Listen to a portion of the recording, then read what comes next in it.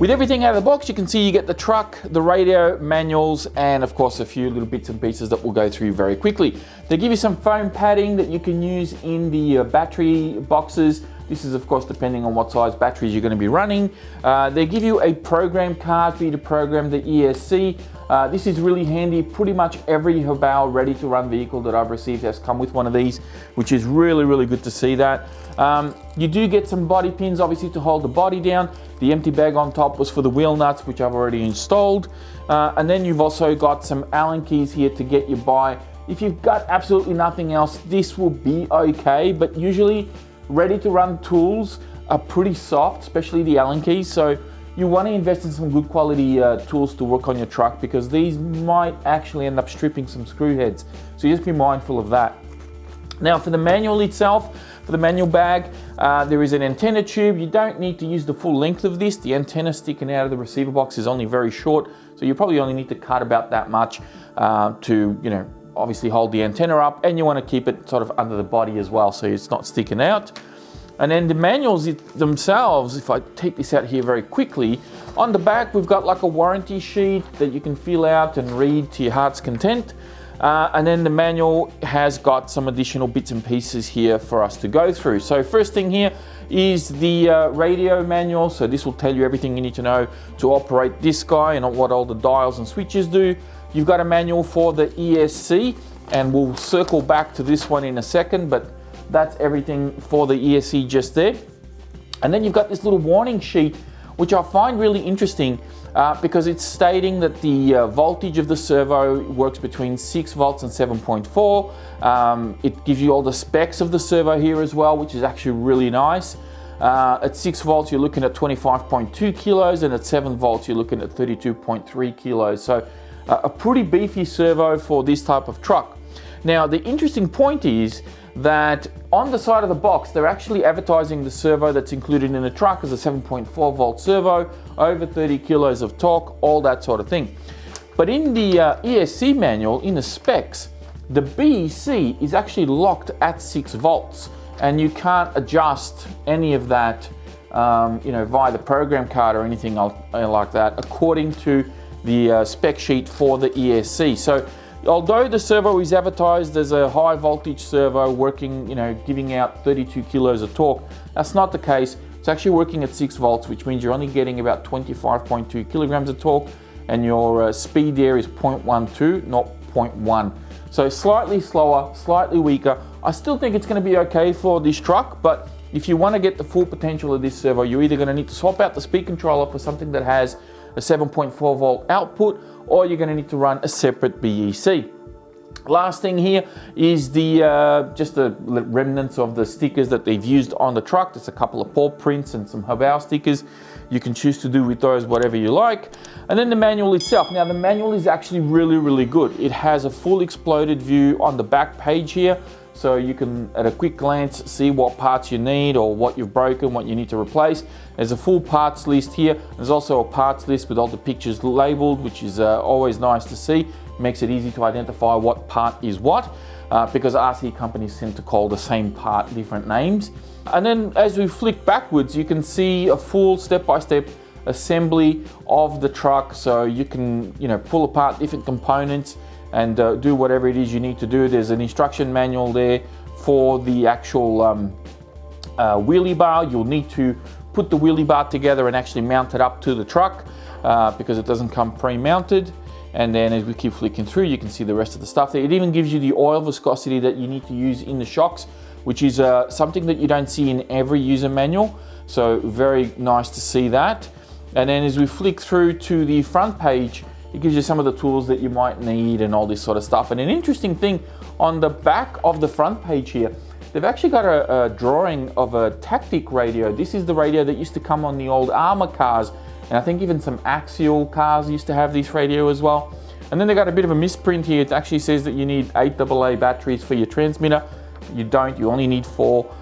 So that's something that they probably need to update there. But aside from that, really nice comprehensive manual. It's got everything you need to obviously work and maintain the truck.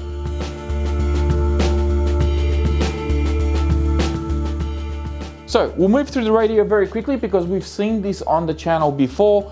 It's a radio that's been around for many, many years, and a few different brands have actually used this. It's got your usual trimmings here. Steering dual rates this knob in the middle, the on and off buttons in the center here. Runs on 4 AA's. The cover is actually really hard to pull open. You kind of need like a metal ruler or something to pull it open. It's got a 3rd button channel over here, which is traditionally not in use. The trigger feels okay, it's not too bad. It does have a nice foam wheel. No big collapsible antennas to worry about, which is nice. You got throttle EPA over here, and there's also a 4th channel dial at the top here from what I'm reading, but this again is not in use. So that's essentially the radio. The trims and everything are push button, which I know some people find that a little bit annoying. You know, dial is usually a little bit more precise. You can be, well, not more precise, it's just a little bit easier to operate. But I mean, I don't really mind it because once you set it, you kind of forget it, and it's a decent radio, you know, for what it is. I've never really had any issues with range or anything like that. I think it does the job for a ready-to-run vehicle. So now it's time to get to the creamy center of this unboxing, which is of course to talk about the Hyper MTX. Now this is not my first Hyper MT. For those of you who may be new to the channel, I actually got my first Hyper MT about 8 years ago, and it was branded Offner, not Hobao. It was the Hyper MT Sport. It had a funky looking body, and that one actually had a few problems, unfortunately. I ended up buckling the chassis because the chassis wasn't very good. I had a few other little niggly things that had a bit of an issue with. I did replace the chassis and reinforce it, and that truck actually drove well for quite some time, but eventually I moved it on. Then I got the Hyper MT Sport Plus, which was the same as what you see here, pretty much the same body, same color. It had clear windows though, and there was a cutout in the back here for some reason. I think because there was like a nitro version of it as well. And that one did okay as well. I actually liked that truck a lot better than the original one. It lasted a lot longer. I didn't have any issues with the chassis, but it did have some other things with the drive shafts, I believe. I think Hobao, who no longer Offner, started including those trucks with the universals straight out of the box, which is a really good thing. It was nice to see some improvements. And then of course I still have just off screen here, it's just down there on the ground, I've got my Hyper Plus 2, Hyper MT Plus 2, which is the big 7 scale. It's essentially the same sort of truck that you see here, just a bit of a stretched chassis. And it came with the same power system that this one comes with, which I thought, you know, the truck was a bit too much for that power system. So I ended up swapping that out. I do actually recommend that truck as a roller as opposed to the ready to run.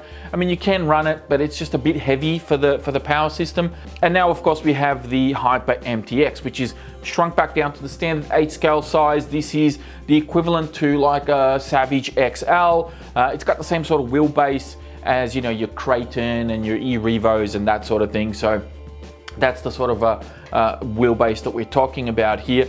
You know, they've made quite a few improvements on this truck. They've changed a few things. We'll talk about this as we go through this unboxing, but of course there's also a couple of little things that we're going to be critiquing them on as well.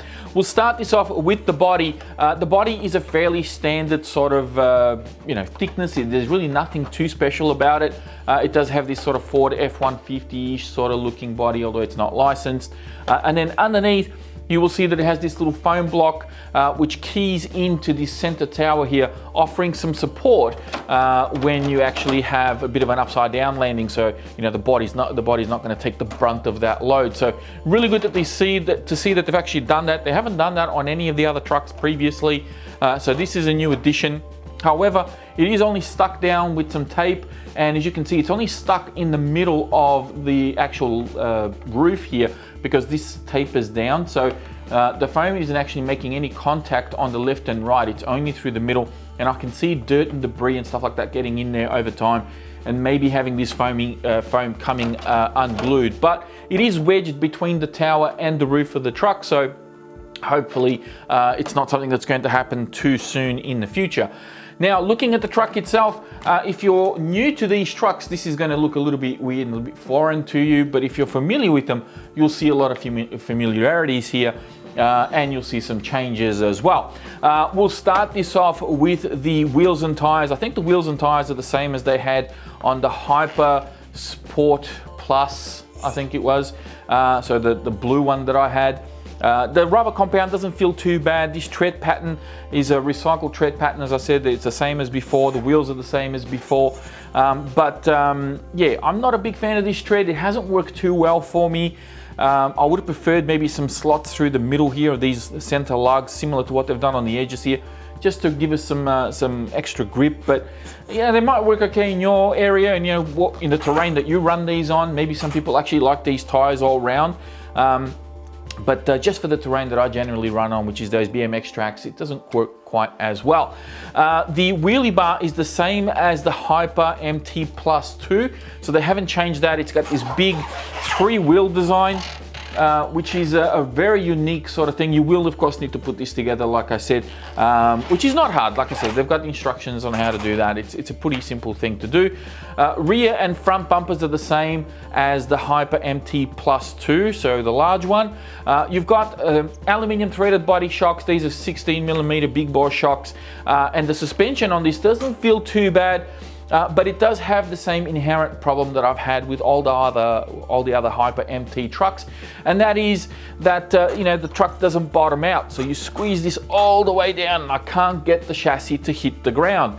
Now you know, with a big enough jump, you probably can compress it enough to hit the ground, especially since the tires can obviously squish down a little bit. So. But this is a bit of an issue that's been ongoing, and I think that actually Hobao might be doing this on purpose, because you would think that by now they would have fixed this, right? Because they've fixed so many other things on this truck, they've changed so much else, but this is the one thing that they haven't changed. And I know that the, you know, Razor RC, who actually did a review on this recently, and I've seen a few other people online sort of complaining about the suspension on this. It's not that the tune is wrong, it's just that the geometry of it is not right. This should bottom out. Now you might be thinking, why do I want the chassis to bottom out? Because if you don't, then the shocks are taking the full load of each and every landing, especially when you got a couple of 3S batteries in here. This truck can be a little bit heavy, and you want the chassis to kind of break that compression of the shocks. There has to be a stop where the shocks actually stop compressing.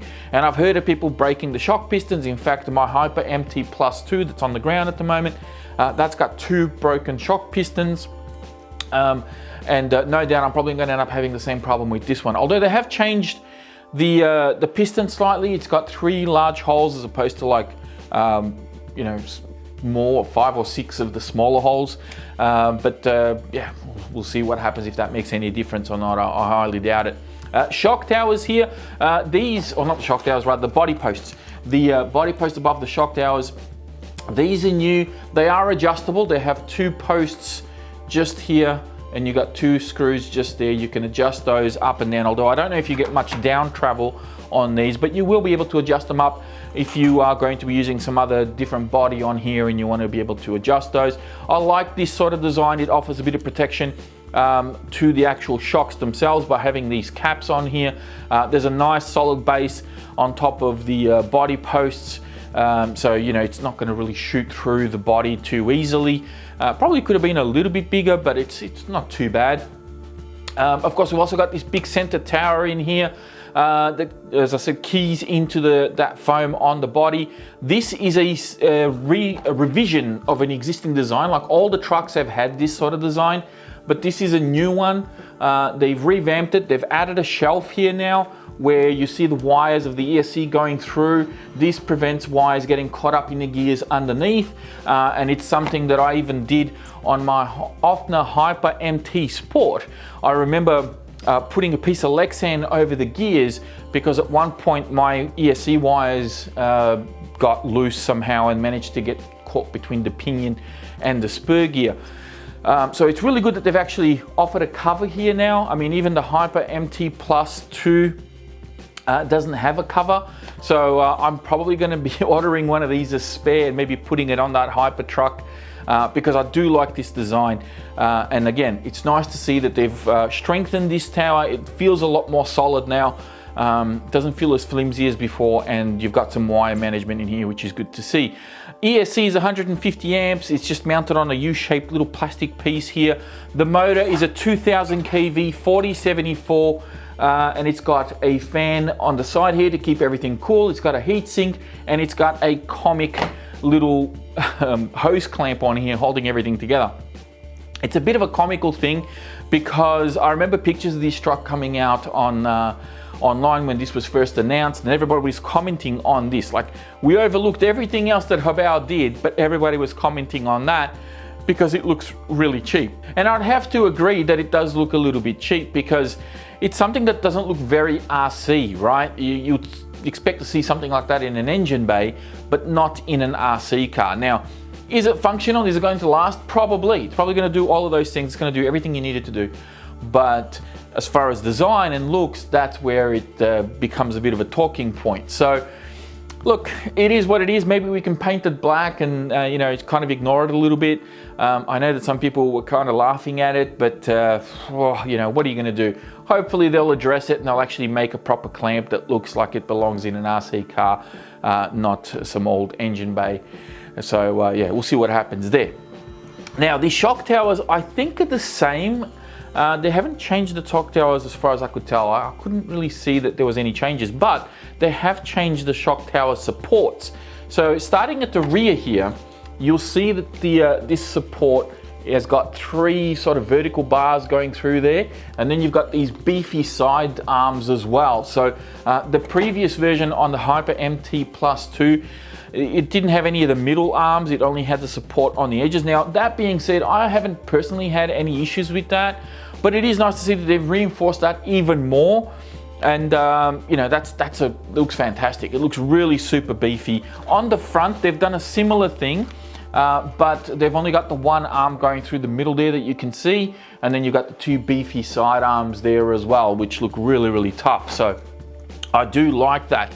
As we flip this over underneath, you can have a look at the chassis. Now, for those of you who don't know, this is not a twin vertical plate chassis per se, although the design does suggest that. It's not 2 independent plates. I mean, I guess you could say it is, yes, it is a twin vertical plate chassis. It's just not 2 independent plates. This is all one piece that's bent around in a U shape, and that's what gives it its strength. This is all 70-75 aluminium, if I'm not mistaken. And as you can see, it's very nicely finished. This is amazing the way that it looks compared to the original Offner truck that I had. I believe they're also using, they're using dog bones in here, not universals. You've got an aluminium servo mount here. There's your servo just there. You got 2 beefy alloy plates on the front and rear of the center differential here that also house the transfer case that goes all the way to the top. And then you've got another mounting plate here for your motor, which helps square out the chassis towards the rear and gives it a little bit of additional strength as well. The arms are the same as they were previously. These have been super beefy and very strong. I've not had any issues with A-arms, and I haven't heard of anyone having issues with A-arms. So unless you're driving this thing in the snow and these arms have become really brittle because of the cold, I can't really see a scenario where these arms are going to be failing on a regular basis. You'd have to be pretty unlucky. I'm not saying that they are unbreakable, but yeah, it would be a rare occurrence where you would actually break one of these A-arms because they are super, super tough. Now, the turnbuckles and everything else is very much the same as the previous trucks. You're also using universal drive shafts front and rear. We've got adjustable camber links front and rear, adjustable toe links front and rear. Although these links are a little bit different from the Hyper MT Plus 2.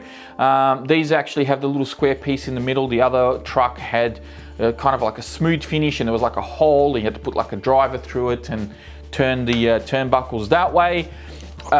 We've got the receiver box at the front here before we get onto the battery trays. Receiver box here is you know, your huge receiver box, because there were nitro versions of these trucks in the past, and this would house the battery receiver, or receiver battery rather. So that's why the receiver box is so big. Plenty generous space if you want to change out the radio, especially if you get like an almost ready to run. You can put whatever size receiver you want to put in there, so there shouldn't be any issues at all. And now, of course, we talk about the battery trays. You'll notice that these have got 3 independent straps, although they are not fed through the actual slots that they're supposed to be fed through, which is a little disappointing. They should really come in those slots, but whatever, you know, it depends on what it is you want to do and what batteries you want to use. You'll notice that these actually come mounted up from underneath, so you'll need to push the tabs inwards. And if I can do this live on camera here, we'll push one side down and another, and this should just slide out like so. Now, I don't usually mount my battery packs from underneath. I flip this around and I mount it from the top. You can also have the battery facing outwards. Why would you do that? If you have a bit of a thick battery, something that's a little bit chunkier, high capacity battery, something like that, you can actually mount it this way and have the battery facing out. Of course, you are going to be, exposing the battery to potential damage, so you do need to be very careful. And depending on the type of driving that you do, this might be a good thing to do, or it might be a terrible thing to do. So you have to make up your mind there. But you can mount this facing down, so pushing down, and that way you are less likely to have the battery eject prematurely because you've had a bit of a nasty landing or something like that. You'll notice that this actually takes a bit of effort to push in and take out. That's actually a good thing. That's not a bad thing. You wouldn't want something like this to be easy to pull on and off the truck because as you're tumbling around and having massive crashes with this, last thing you want is to have your battery packs flying everywhere with the battery trays just dislodging from the truck. So the fact that it is a little bit, takes us a little bit of effort, not too much, to clip this on and off, I think that's actually a good thing. And that pretty much wraps everything up, with the exception of what we can't actually see, which is of course the drivetrain and the diffs of this truck. Something that has been pointed out to me, and I also experienced this with the Hyper MT Plus 2, the big 7 scale, is that these diffs don't come with oil, they only come with grease.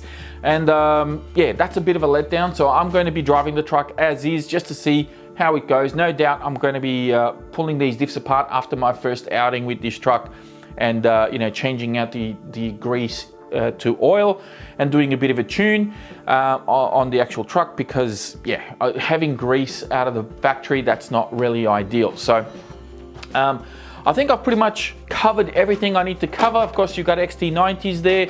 In case you don't know what those connectors are, they're actually pretty good connectors that they include. They're not including Deans, and that's a really good thing. Although they still have the slidey switch on the ESC, they haven't graduated to the push button switch that a lot of other companies are using.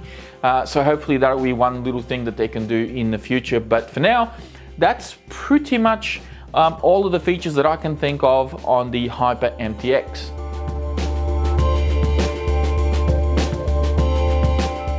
Okay, I'm going to try and power through this wish list as quickly as I can, because there are a few things that I've actually noted down. Starting with the body, I would like to see a thicker Lexan body, perhaps something with a little bit of a different design so that it has a bit more corners and offers a bit more rigidity. It does feel a little bit kind of standard for a truck of this size and weight. I mean, this is a high center of gravity monster truck. You're going to take tumbles, you're going to take corners too hard, this thing's going to roll over, you're going to try and do jumps, and you're going to land upside down.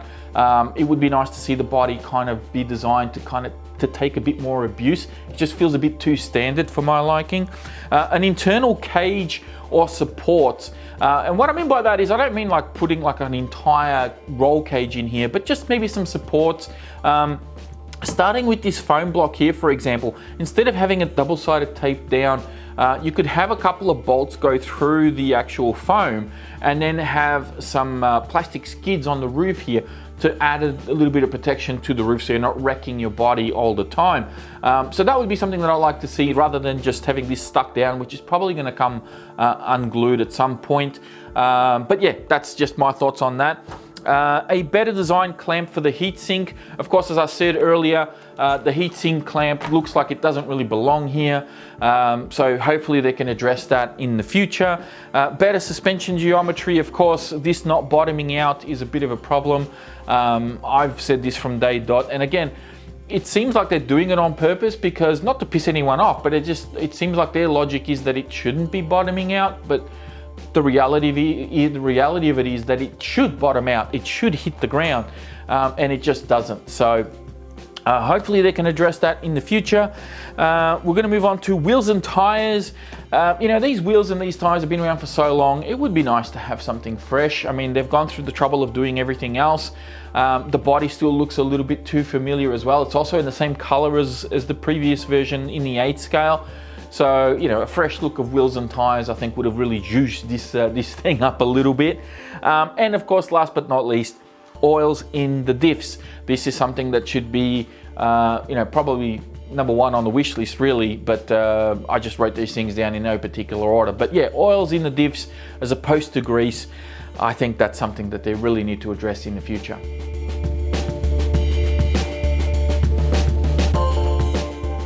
So by now you probably already know what my thoughts on this truck and Hobao in general really are. I absolutely love these trucks. I was spewing that I sold my Hyper MT Plus, which was the second one. I sold it and I've regretted it ever since. I do like the Hyper MT Plus 2, which is the big boy, but having a traditional, you know, 1/8 scale truck back on the bench, back in my hands, I am super stoked. I really like these trucks. They offer a unique driving experience. They do have a couple of things that, you know, do limit them. And Hobao still need to iron out some wrinkles. And those wrinkles are things like, you know, putting oils in the diffs. Is that detrimental to a purchase of a vehicle? Not really. Oil doesn't really cost much. It's just a matter of time and a bit of know-how, a bit of elbow grease, so to speak, to, you know, put oils in the diffs. You don't necessarily need to go out and buy expensive upgrades or change out an entire chassis or, you know, buy a whole new range of shocks or anything like that. It's just pulling the truck apart and actually putting the oil in it. There is one thing that is a little bit inherent in these designs, in these trucks, and that's steering angle. You don't get a really sharp turning circle with these trucks. I noticed this back from when I had the Offner MT, and it really hasn't changed much over the years, and that's really due to the design of the steering knuckles. That's just the way that it is. So don't expect these to be super agile trucks. You're not going to get really sharp steering. And then finally, the other thing that they really need to address, apart from the suspension geometry that we've already talked about, is just the initial setup out of the box. And what I mean by this is, and I don't know, I'll just move the radio out of the way just briefly. I don't know if you'll be able to tell on camera, but you might see that the rear tires, I'll take the body off actually, because this might help. The rear tires are actually pointing outwards. They're not pointing in. So traditionally, when you have a car that you take it out of the box, the front wheels should have a 1 degree toe out and your camber should be 1 degree toe in this way, same at the rear. But the toe should be 1 degree toe in. So the wheels at the back should really be pointing inwards like that, not outwards. So the setup out of the box is a bit questionable. It's something that I've had an issue with pretty much every Hobao RC that I've had, everything from the MTs to the short course trucks, even the Truggy, the MT, sorry, not the MT, the Hyper SST. That one also had really soft suspension. It wasn't really designed for bashing, but the short course trucks had terrible toe and camber angles out of the box. And this one again is no exception. I'm going to have to adjust that toe angle, and that's something that's a little bit of a letdown. Now for the average person, this, you know, they're probably not going to know any better. They're going to take this truck out of the box, they're going to drive it, and they're going to go, geez, it handles a bit weird. I don't know if I really like these Hobao trucks, but they're not going to know any better. Now for guys like us who have been in the hobby for a while, we'll look at that and go, okay, I'll need to fix this before I go out and drive the truck so I can have, you know, a reasonably good driving experience. If Hobao are banking on everyone to buy that buys these trucks that actually knows about the toe and camber thing, then they're going to really limit their market. And that's one of the problems with Hobao, is just these little things. It's not detrimental. You don't have to buy anything to fix that problem, but you do have to know how to fix it. And that's one of the issues with them at the moment. Aside from that, they are making some really good, durable products with amazing drivetrains that look good, that are priced well, and you know, that have plenty of power. So they're ticking a lot of these boxes, but there's still a couple of things that, even though they may seem small, it's the number of them, the amount of them all together that create one big issue, and hopefully they can address that in the future.